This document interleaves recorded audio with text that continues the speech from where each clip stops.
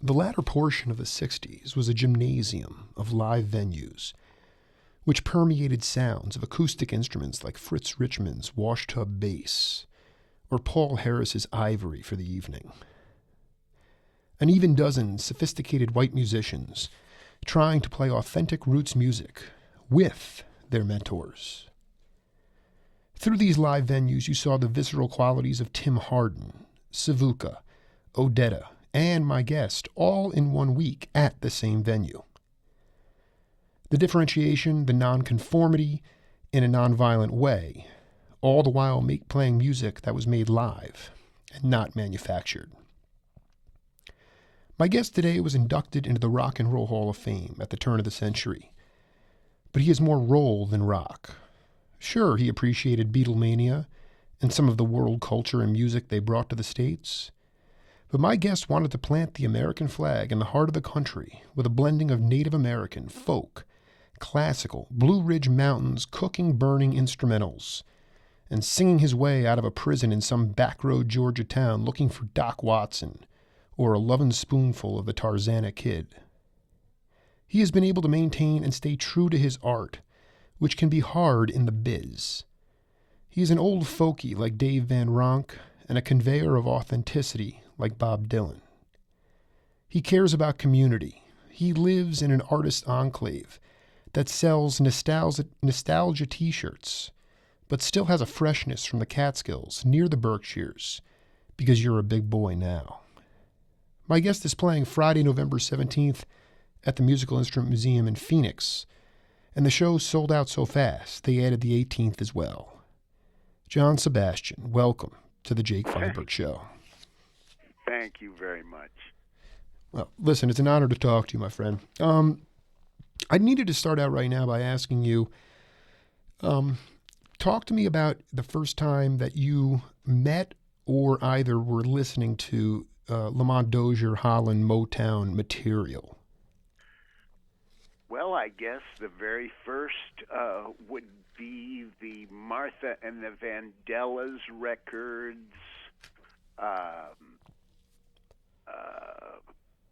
Yeah, that really would be about the time period you're talking about here.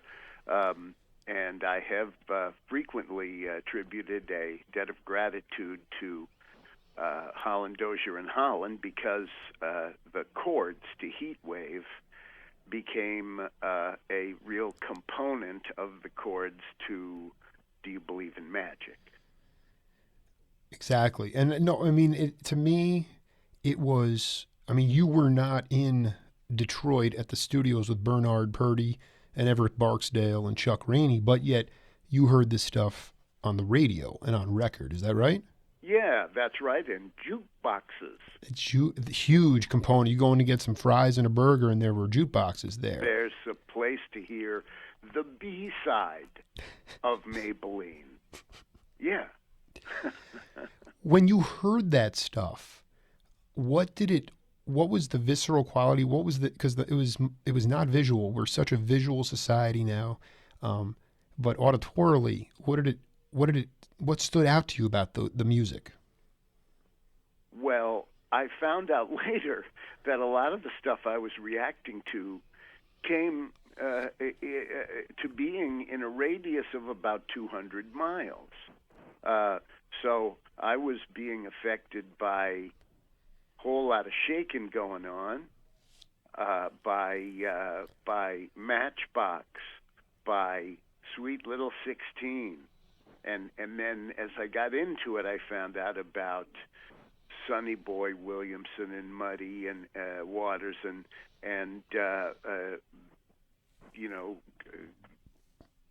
great songwriters. Did you? I'm thinking about Willie Dixon mainly here. Right? No. What I'm talking about. No, I'm not a musician, but so I don't want to get too deep into theory, but the messages as well. I mean, a lot of those songs. Daydream was another one I believe that was influenced by Holland Dozier. Is that correct? Yes, but in a really weird way. It was that a lot of the tunes from the Supremes, who we were touring with at the time, were a straight 8 feel. That is, equal emphasis on all the downbeats. And that was a bit of it was unique. We were barely getting to understand the backbeat at that point. So, and the truth is that the backbeat, a lot of, I mean, did you if you had a drummer, John, you didn't want them to play backbeat, right? I mean, that was an A&R gig. That was what Mose Allison said. He said that was the someone got a hit in music, and all of a sudden the A&R guy said just play backbeat. But the drummer's got to swing, right? Absolutely, but he does have to play backbeat.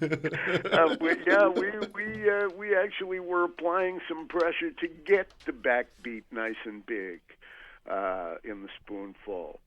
I remember at one point Zal wrote on Joe's snare drum, hit here. Yeah, right. No, I mean, this is fascinating. I've seen other cats like Billy Kreutzmann from the Dead actually put like tape on his drums to know where to hit it for the backbeats. I mean, that's compelling stuff. But I do. I mean, it's amazing to me, John. Going through this journey that I've been on. There were a lot of my show is focused on leadership, and when you talk to guys like David Grisman and Richard Green, they bowed at the feet of Bill Monroe, and other cats that I've talked to were under the tutelage of Dizzy, and Phil Woods had a piece of cherry pie with Charlie Parker. And so my question is, who is your biggest musical influence that you were mentored by? John Hurt. Yeah, that's easy. And talk about John Hurt, and to a lesser degree, just by watching, not by teaching. I was carrying guitar for Sam Hopkins for several. There would be these periods of 3 weeks when he would be in New York, and he'd record and play the Village Gate, and I lived within 4 blocks of there, so he ended up staying at my eventual apartment quite a bit when he was in town. So, those guys were really important, but so were the production energy of somebody like Eric Jacobson. Really, both of us were talking about what the Spoonful could be before it existed. And people like Paul Rothchild, who would be visible within a year of, making produced records, but still with an awareness of what was good about folk music, but sort of discarding it doesn't have to sound like one microphone in a rice field. It could have a little punch to it. So I'd say that I'm heavily affected by so many musicians, but there's this other faction of the guys who produced these great records. I eventually caught up to Phil Spector. I wanted him to produce during the first time I tried to do a solo album. But I'm very happy I ended up with Paul Rothchild, who I had all this experience with. It's so interesting because we terminology is changing very much in the 21st century as well, as my generation begins to assert itself or try to assert itself. And leadership in today's society has different connotations as opposed to a guy like John Lee Hooker or Mississippi John Hurt or Bill Monroe. These guys did not have perfect teeth. Some of them didn't have teeth at all. They played, but they had non-verbal leadership qualities. For instance, I remember Peter Rowan telling me that he always would ask. He said, "Bill, why do you wear a suit? Why do you wear a suit? If they're in rural Alabama somewhere, you're wearing a suit. It's 95 degrees. What are you wearing a suit for?" And he said, "Well, I know most of the people that are in attendance are farmers, and they go to church on Sunday. They wear a suit, so I want to show respect to them." And I just wanted to know, as a young cat, some of the intricacies of leadership skills that John had that really stood out to you and emboldened you as a stage performer. Well, watching John Hurt, I may be backing myself into a corner here because it really was John's guitar skills and certainly the fact that it was like an experience with Mayor Baba. I mean, it really was pretty remarkable. You'd come out of there kind of hypnotized. But as far as stage skills, remember that I started going to my father's concerts at 5, and my father was a chromatic harmonica player. I mean, he may be the greatest that's ever lived, and people don't know about him, but he had remarkable skills, and one of the skills was talking 1940s America into accepting this instrument that they considered below the concert stage, and getting them to accept it. So I'd really have to say, as far as stage skills or anything like that, that came gradually. That came a lot from my father. And then don't forget that I had this marvelous buffer for 4 or 5 years, Zalyanovsky, one of the greatest guys on stage that's ever been. He was so unconventional that it's more convenient to forget about him, because he was playing all the badass licks and everything, but instead of looking pained and grimacing, he'd cross his eyes and stick his tongue out at you. And so I had this wonderful buffer while I was still like a shoegazer. And I had a fair amount of time where I was really just trying to concentrate on the music and the what's the next single.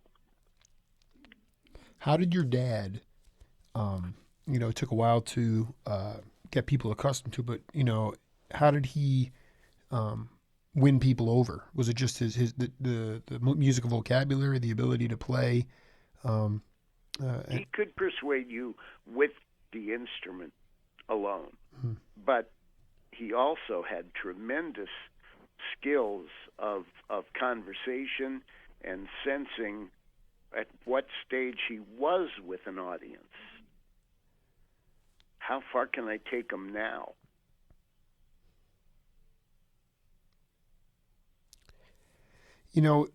I also, being that we are on the radio at this point, I was curious to know about the kind of radio programs that your mom that your mom wrote for. What was her primary responsibilities? Well, she wrote funny for radio. She had a local show in Dayton called Andis and Amy that got a lot of attention, and she, if you're trying to imagine it, it's kind of Tina Fey-like what happened to her, because at a very young age, she was eventually hired by the big station, Cincinnati, and then very shortly thereafter got called to NBC to come and write in New York, and actually, if her father hadn't said, "Well, yeah, honey, you can do that, and I'm your roommate," that wouldn't have been possible. So she wrote a lot of like a one-woman show for Vivian Vance, who was a very dear friend and very close to all of us. And, worked on a lot of plays like Angel in the Wings that eventually would tour. And so I did spend a little bit of time as a backstage baby. You went into that little dissertation about the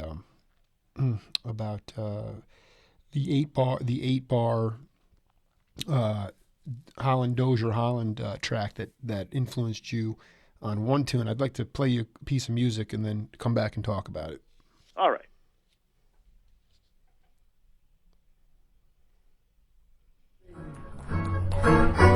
What a day for a daydream boy, and I'm lost in a daydream.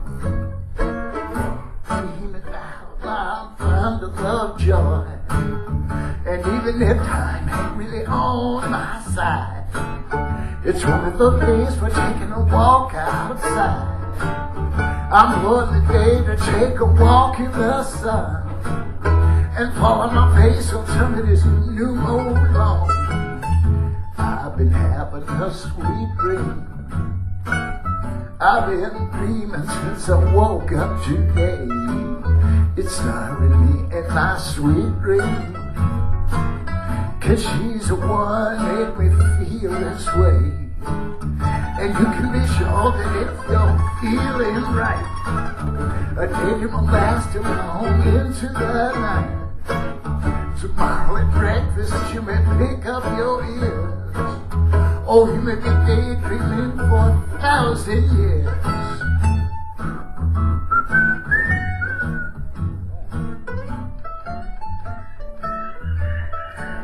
All right.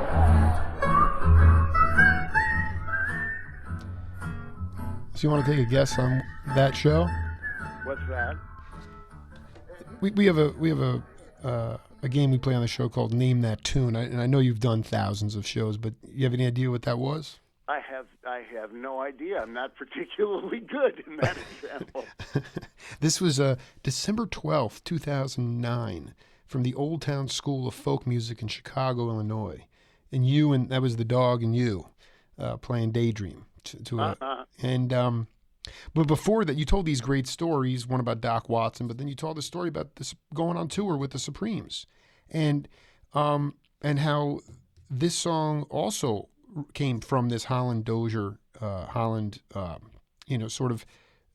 it came from that. And to me, that's fascinating. Just the idea, John, part of it is the idea that just in general, you would be on tour with a Motown rhythm and blues group. And that to me is that was before barriers went up in music. And that's why I'm doing this show, because I want you to talk to my audience about just the idea of music. You were right in the thick of it, right in the 60s there. And folk bled into rock, bled into psychedelia, into blues. I mean, talk about how that shaped you as a musician, and how it was just the variety of stuff that was available at that time, and also in the live context. Well, there were shows during that era with people, usually with DJs like Murray Kaufman, that were completely disregarding of genre. They just cared if you were on the charts. And so I would find myself in shows that had 5 and 6 of the great Motown acts: Marvin Gaye, the Four Tops, the Temps. It was quite remarkable to be part of these shows, and the Supremes were on their rise. And let me be clear about this: they had a much higher mountain to climb. But when we heard the possibility that we could work with the Supremes, we were overjoyed. It wasn't just all about Mary Wilson. we we we really knew what this represented. What did it represent? Well, it represented some of the first years that acts, you know, were touring together. I mean, that was in the South. You know, hey, Ray Charles had done the heavy lifting here. Not to take credit. Right on. Mm-hmm. He'd done the heavy lifting, but to be able to experience the tail end of what was, you know, it was nice shows sprinkled with Chitlin Circuit. So, exactly, and that's yeah. Go ahead. Really saw the very tail end of that, the upper edge of that market, those shows, and the hilarious tactics of how the band would get itself fed and housed. It really took ingenuity.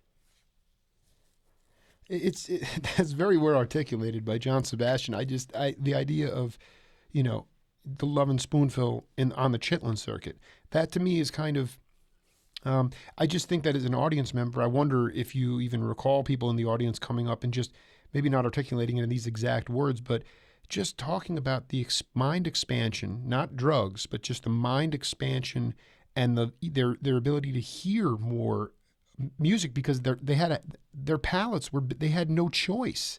They were exposed to this diversity, whereas opposed to now it's like R&B and soul, jazz, rock. Everything is so barrier laden that it's become very linear. And I just think that's really one of the goals of my show, is to try to promote, not preserve, because I'm not a librarian, but promote the diversity of those times. And I just sense that it must have been the producers and the travel agencies and the record companies, most importantly the sophistication of the artists, to realize, my gosh, how hip would this be to go down and play with the Supremes? You know, it's one of my things that I'm very obsessed about, and I don't think I could ask a better person than you. Well, you have to remember that as a point of departure, mm-hmm. the Spoonful's great misnomer that happened mostly because of folks talking about them that didn't know much about the thing. We were labeled folk rock, and that was simply because they had seen the Byrds.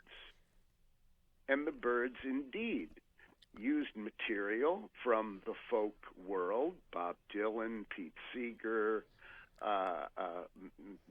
and of course Roger had been such a great accompanist and arranger for a number of folk groups. But the Spoonful, if you want to cut it a little bit finer, the only folk music we were really interested in was jug band music. We were more fascinated with the idea of a band that might come with a Night Owl Blues one time, and then come with Nashville Cats another, and then come with something like Magic or You Didn't Have to Be So Nice, kind of a little Phil Spectorian kind of an approach. So really it was different components that we were trying to emulate all these different guys. And yeah, every now and then we'd throw in a little kind of 5-string banjo and something that was really more from old-timey music. But we weren't from that world of protest singing and recreations of old musics. Yeah, and even Earl Scruggs ate one of Bill Keith's pot brownies. You know what I'm trying to say? Like, I mean, you had Cat's regional music was key, and you were everywhere, man. You were based. You grew up in New York, but because of the alacrity and the ability to travel to to the Blue Ridge Mountains or go to the West Coast, you were experiencing all these different regional hotbeds before interconnection. And yeah, I was experiencing it through the simplest way, radio, okay. And records, and we have to always remember that guys were experiencing Blind Lemon Jefferson this same way.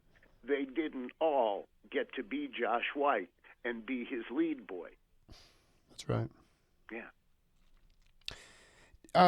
Really interesting here. So I talked to your manager, and he says, I said, John is coming to the Musical Instrument Museum in Phoenix. And he said, yeah, actually, it sold out so quick, they added an extra night. And why are people still coming to see you? I can't imagine. I was waiting to ask that. No, but it's really a testament to. I put up interviews online, and I enjoy the download counts, and I hope that it is affecting people. But truly, to be an artist and to go somewhere in this day and age, and to be able to sell out a nice intimate venue, kind of a jug bandish venue actually, and then have it back another night, is a testament to longevity and authenticity. And I would like you to talk about authenticity in music, because for a lot of people now, it's about drum loops, digital drum tracks, perfection, going back into the studio. How did I sound? Terrible. We can fix it. What about authenticity in music, John? But here's my disclaimer. If the Spoonful had a chance to work with a drum machine that made a huge cavernous backbeat, like was available by about 1978, we would have done it in a second. We would have done it in a second. Right. The technology is there to be devoured and to be reconstituted into other stuff. And so you're not going to hear me diss the guys who sit in their little room and do stuff that's, I know some of these guys, and what they do is miraculous. Then they get these things that sound like it's in a room, the size of the Taj Mahal, and they're working out of a New York apartment.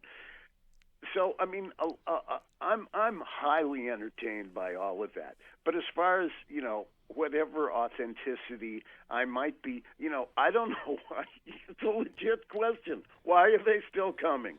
And I guess the answer is that it's so straightforward, it's almost dumb. It's one guy, one guitar at a time. I hate those kind of, he's from the 70s, let's get a Grateful Dead lighting for him. Right. All of that stuff, it's all kind of doesn't really work that well for me. And so what it has become is a fairly straightforward thing. And it's the same kind of thing whether I'm playing, Roger McGuinn and I get together and do the same thing with 5,000-seat venues where they have to add a night. So something about both of us resonates, and we're lucky. Can you talk about, I happened upon this, I'm a big LP collector. It's one of the reasons I've been able to sort of, historically figure all this, sort of put these pieces back together. This album on Reprise, Cheapo Records, it was a compilation of live songs that you took from a tour that you did with Paul Harris. Right. I really wanted you to talk about this is, you sang yourself out of jail. You were arrested, but you sang yourself out of jail, according to those notes. And I think this is important because our prisons are bloated. Everything is very, very serious now, and we are living in kind of a police state to a degree. Arizona more so than Woodstock. But talk about singing yourself out of jail. You got into the hearts of those officers, and I think that this is a great story for the record. Well, okay, so me and my wife were traveling with another couple, and the lady in that couple took a blanket from a motel when we were like overnight somewhere, and traded it for another blanket that we'd had in our bus truck, and of course it was really a stupid thing to do because they were on our car like before we were even out of town, and so now we had to prove who we were and so on, and we were for that afternoon in jail, and there was a moment when the officer said, "So you're a singer, huh?" I said, "Yeah." He said, "So I'm going to punch down this button here, and you sing to all the guys out there on the in the cars." And so, hold on, was this in Georgia too? Was it in the Deep South? No, this is Apalachicola, Florida. Oh, even better. Okay. Even better is right. Yeah, right. This is so everybody, just to be clear, he was going to put it out to all the guys on patrol. That's right. Right. And so I thought, okay, I'd heard Jerry Lee Lewis do "Waiting for a Train," and the way he does it is a cool way, and so I did that, and they decided I was okay at that point. Because I just like it went, okay, let me get the guitar out of the truck, and but again, it was kind of, now you're in my territory. Just, let's see how far we can get with just some songs and the guitar and a guitar playing guy. I was cracking up reading it, and even though that's a compilation, again, that's from 1971 on Reprise, it is, again, very minimal instrumental stuff. I think there's just Paul Harris and yourself. That's right. And people, and you and your wife maybe singing, or on some tracks, and just you on others. And No, my wife isn't singing, but she was the road manager. She was a very valuable member of the team. Yeah, she obviously talked to that guy in the police station and said, "Hey, listen, let my husband sing," to the cops. But the thing is, when I listen to the stage presence, and again, these are live shows, and they were recorded very, very nicely, and I hear it, and I'm listening, and the audience is really engaged. And I wonder, when you look at audiences now, even from the beginning, how have you always tried to wake them up? Yeah, go ahead. You have to wrestle them away from their cell phones nowadays. Right. You kind of got to be philosophical about it, but you can't let it suck the energy out of the room. So I think it's very important that, and I do sometimes stop the show and ask, now are you more of kind of a historical person? You're not really an audience member, right? And it's and they suddenly go, oh yeah, right, I probably should be here now. So it does occasionally take a little roughing up to have the kind of experience that was so easy to have, in my musical childhood, watching performers and even television and radio. You had a degree of engagement that is, it's harder now. When I talked to Taj Mahal, he was telling me that, the audiences, when he when he was growing up, even before he became a professional musician, I mean, the audiences had very high standards. They had very high listening standards, and you really needed to be able to play your instrument. I mean, you'd be thrown off the stage if you couldn't play. And we talk about now sort of the being diverted and distracted by digitization and all trinkets and people not even understanding where the music came from. So, was there a time in your career where you felt like the engagement of the audience and the understanding of the instruments and the expectations of the audience were higher? I don't really know that I'm experiencing this way. Let me give you an odd example. I do a show. I stand up with an archtop guitar with a quarter pounder, pickup in it. And that's one kind of show. But in the shows that I do with David Grisman, we sit down. We use no electricity. And when I say that, I don't mean an acoustic electric guitar. There's a German microphone and a wooden instrument. And the audience is listening to that. And the first couple of times I did it, I said, we're not getting over. There's not enough bounce in this thing.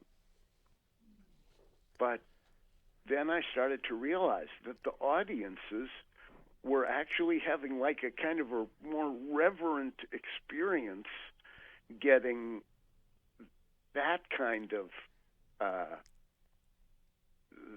exclusively acoustic experience. And that was it was very interesting to me. I still I enjoy doing it both ways, and I still enjoy going out with one guitar. I like the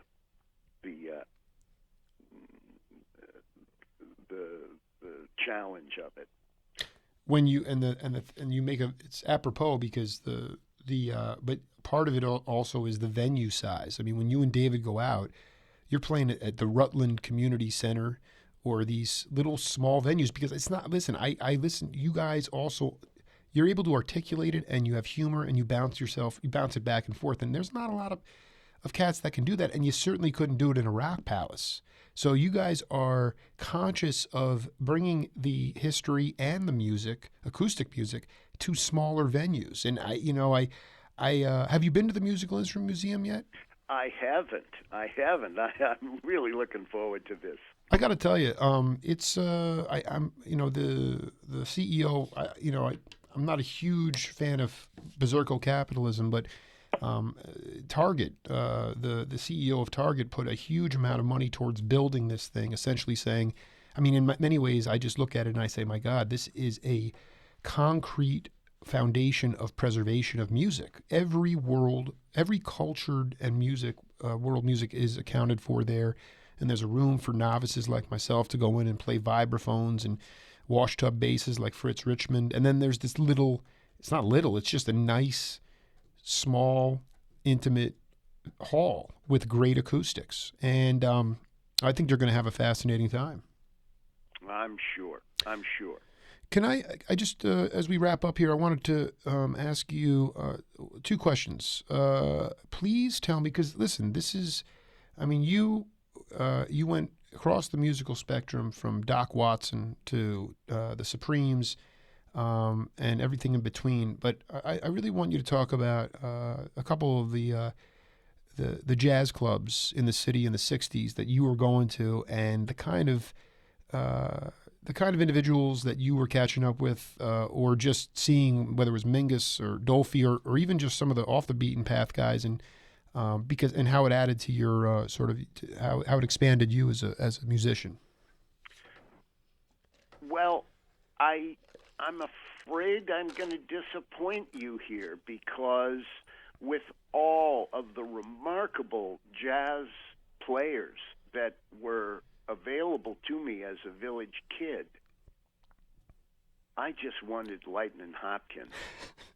I just wanted Lightnin' Hopkins.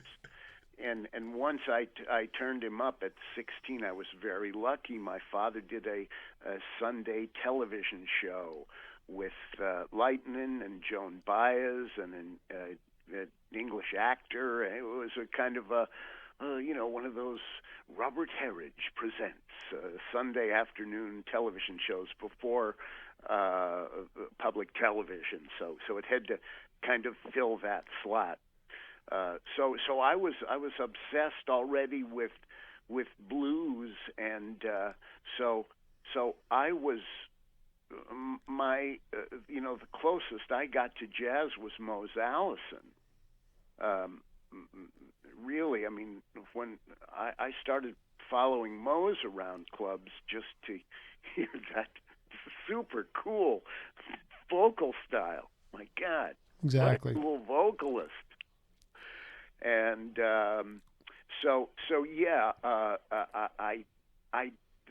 jazz clubs. The reason I was in the jazz clubs was because the jazz clubs were becoming more fluid with their roster. For example, when let's say when Lightnin would play the Village Gate, he was often opening for Nina Simone. Now, that was exciting. And then I'd hear Herbie Mann, and he's got Olatunji in the band. So you were getting a wonderful variety of stuff, but I must confess that I really don't know a lot about jazz. Well, I mean, you're not disappointing. You just threw out Herbie Mann. Herbie Mann went to the motherland of Africa to learn the patterns, and he's bringing in not just Olatunji, but it was, Victor Pinto and, Jose Mangual, all these guys that had these Afro-Cuban, these diaspora drum patterns. And so, But at the time, he was regarded as very kind of mainstream jazz, and that was with a little bit of a downward cast look. Well, listen, let's be honest. I mean, the word jazz was given by white journalists like myself to a black art form. So even in itself, it doesn't really. I don't even some of the stuff too. Albert Ayler and Sonny. Some of that stuff is too far. But I mean, Herbie Mann. Yeah, even today, you look at his. You can find all these albums. By Herbie. I just think that, when I talk to David, for instance, he'd go to Slugs and see he had Live at the 5 Spot. Even in your vinyl collection, did you ever collect any jazz, or were you just were you really locked into the blues and the country and the soul? No, I really was. I listened. Actually, it was my pal Arthur Jefferson said to me, John, there's more to life than Lightnin' Hopkins. Now, I really want you to listen to John Lewis. I really want you to listen to the Modern Jazz Quartet. And so I did have a summer where I was exposed to that and similar, I guess, some other similar things that were kind of to Jefferson's liking.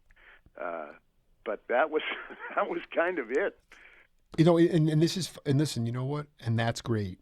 Here's the bottom line. Your dad was an innovative harpist, and I know you live in Woodstock now. I was wondering if you ever, I know you played with him, but were you and Butterfield playing at Cafe Espresso or the Blue I forget the other clubs that were up there in the 70s, but tell me about Paul Butterfield, his legacy. I think so. Just him bringing the Chicago blues to the West Coast, but beyond that, again, please articulate Paul's influence on humanity. Well, you have hit something I do know about. I was at Electra daily during the time when Paul Rothschild was over the moon about the fact that he was going to be able to record the Butterfield Blues Band. He'd gone to Chicago, he'd seen them, he saw what a remarkable thing it was, and began to make efforts to bring them to Elektra. And of course, there's an entire album that he made that was eventually discarded and only released, well, now it's like it's 12, 15 years ago, but that was only released later after I guess, whatever was the first of those records. Sure.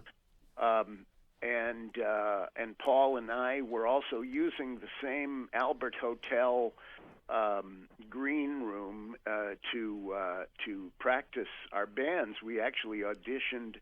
Okay, I'll tell you a story. All right, the Spoonful are auditioning drummers. We've realized that the one guy just wasn't quite right, and so now we're auditioning other guys, and we're using this room. And they say, okay, you can get in there at 4 o'clock, but Paul Butterfield is using it. Oh, great, we'll get a chance to hear Butterfield. So imagine you've never heard that band. You're in a room the size of a hotel green room, not the size of the instrument museum. Right, exactly. It's very small. small. Yeah, right. And I mean, Sam Lay sits down to the kit and starts to play. I mean, I'd already heard Butterfield and gone, oh my God. And Mike Bloomfield was a pal of Yanofsky's. And so I had already gotten the sheer amazingness of those two guys, but I'd never heard, it's Howlin' Wolf's rhythm section. And so they start to play, and we are just mesmerized.